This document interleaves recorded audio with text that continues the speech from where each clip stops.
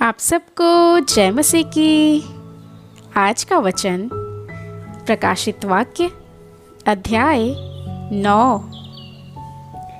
जब पांचवें स्वर्गदूत ने तुरही फूकी तो मैंने स्वर्ग से पृथ्वी पर एक तारा गिरता हुआ देखा और उसे अथाह कुंड की कुंजी दी गई।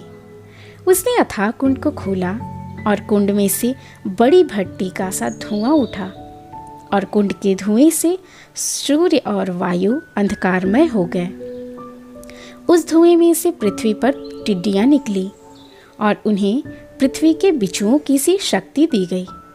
उनसे कहा गया कि न पृथ्वी की घास को, न किसी हरियाली को, न किसी पेड़ को हानि पहुंचाए, केवल उन मनुष्यों को हानि पहुंचाए जिनके माथे पर परमेश्वर की मुहर नहीं है।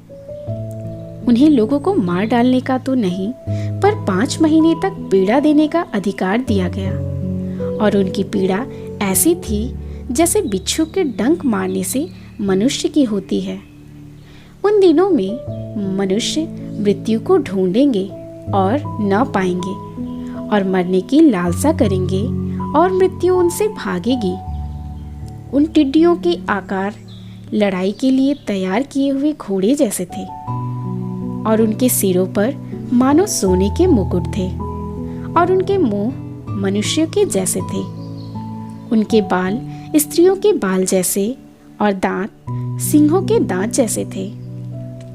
वे लोहे की सी झिलम पहने थे और उनके पंखों का शब्द ऐसा था जैसा रथों और बहुत से घोड़ों का जो लड़ाई में दौड़ते हों।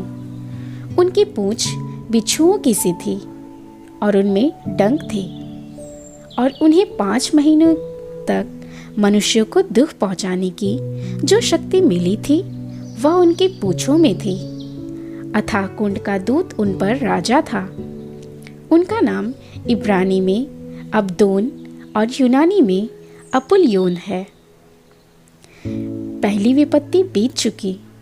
देखो, अब इसके बाद 2 विपत्तियां और आने वाली हैं। जब 6वें स्वर्गदूत ने तुरही फूकी तो सोने की वेदी जो परमेश्वर के सामने है उसके सिंहों में से मैंने ऐसा शब्द सुना मानो कोई 6वें स्वर्गदूत से जिसके पास तुरही थी कह रहा है, उन 4 स्वर्गदूतों को जो बड़ी नदी फुरात के पास बंधे हुए हैं खोल दे।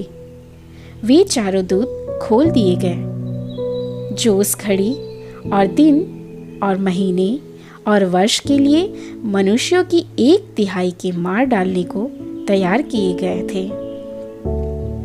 उनकी फौज के सवारों की गिनती 20 करोड़ थी। मैंने उनकी गिनती सुनी।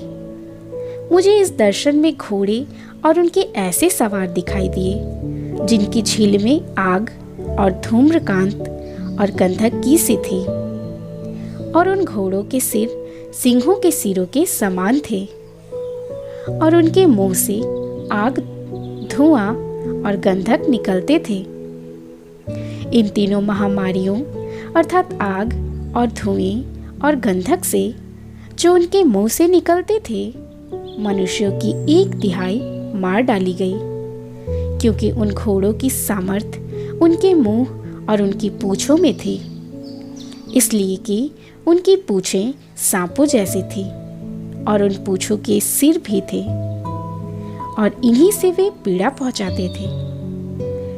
बाकी मनुष्यों ने जो उन मारियों से न मरे थे अपने हाथों के कामों से मन न फिराया कि दुष्टात्माओं की और सोने और चांदी और पीतल और पत्थर और काठ की मूर्तियों की पूजा न करे, जो न देख न सुन न चल सकती है, और जो खून और टोना और व्याभिचार और चोरी उन्होंने की थी उनसे मन न फिराया।